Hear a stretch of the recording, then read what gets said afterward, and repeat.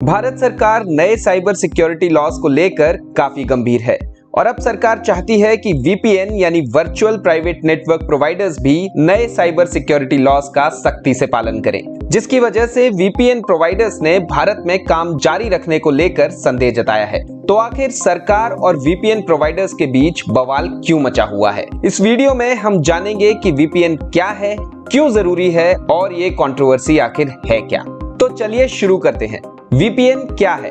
Virtual private network या VPN आपके device और इंटरनेट के बीच एक सुरक्षित और एन्क्रिप्टेड कनेक्शन स्थापित करने में मदद करता है, जिससे आपकी ऑनलाइन पहचान छुप जाती है।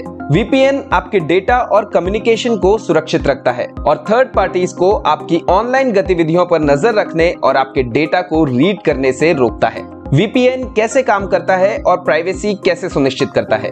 जब आप वीपीएन के बिना इंटरनेट यूज करते हैं तो आपका डेटा इंटरनेट सर्विस प्रोवाइडर के द्वारा होकर गुजरता है, लेकिन जब आप वीपीएन से इंटरनेट एक्सेस करते हैं तो आपका डेटा इंटरनेट सर्विस प्रोवाइडर की बजाय वीपीएन सर्वर से होकर गुजरता है। ये सुनिश्चित करता है कि जब आपका डेटा इंटरनेट से कम्युनिकेट करे तो वो वीपीएन सर्वर से आए, ना कि डायरेक्ट आपके फोन या लैपटॉप से। तो वीपीएन आपके इंटरनेट प्रोटोकॉल यानी आईपी एड्रेस को छुपा देता है, जिससे आपका डेटा हैकर्स, गवर्नमेंट्स या किसी भी ऐसे व्यक्ति से सुरक्षित हो जाता है जो आपकी ऑनलाइन गतिविधियों पर नजर रखने की कोशिश कर रहे हैं। वीपीएन के बड़े यूजर्स कौन हैं?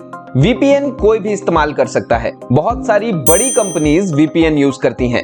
वकील, रिसर्चर्स, सोशल एक्टिविस्ट्स, जर्नलिस्ट और साइबर सिक्योरिटी एक्सपर्ट्स या फिर कोई भी व्यक्ति जो अपनी ऑनलाइन गतिविधियों को ट्रैक होने से रोकना चाहते हैं, वो सब वीपीएन यूज करते हैं। एक वीपीएन प्रोवाइडर एटलस वीपीएन के अनुसार भारत में लगभग 270 मिलियन वीपीएन यूजर्स हैं। ग्लोबल वीपीएन यूजेज रिपोर्ट 2020 के अनुमान बताते हैं कि भारत में 45% इंटरनेट का उपयोग वीपीएन के माध्यम से होता है। भारत सरकार और वीपीएन प्रोवाइडर्स के बीच समस्या क्या है?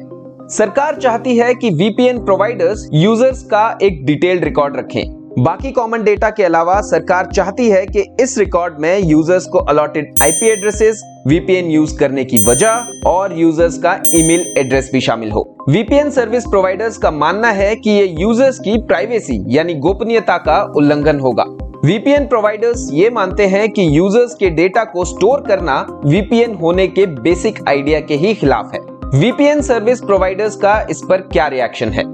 एक्सप्रेस वीपीएन कंपनी ने इस कंट्रोवर्सी के चलते अपने भारत आधारित वीपीएन सर्वर्स को हटाने का साफ सीधा निर्णय लिया है और कहा है कि वो अपने वर्चुअल सर्वर्स जहां से यूजर्स का डेटा गुजरता है उनको किसी दूसरे देश में ले जाएगा। इन वर्चुअल सर्वर्स को मूव करने के बाद भी एक्सप्रेस वीपीएन इंडियन यूजर्स के लिए अपनी सर्विसेज नॉर्मली दे पाएगा और उन्हें भारत के साइबर सिक्योरिटी लॉज का पालन करने की भी जरूरत नहीं रहेगी। एक्सप्रेस वीपीएन जैसी बड़ी कंपनी के इस कदम को देखकर बाकी वीपीएन सर्विस प्रोवाइडर्स भी कुछ ऐसा ही कर सकते हैं।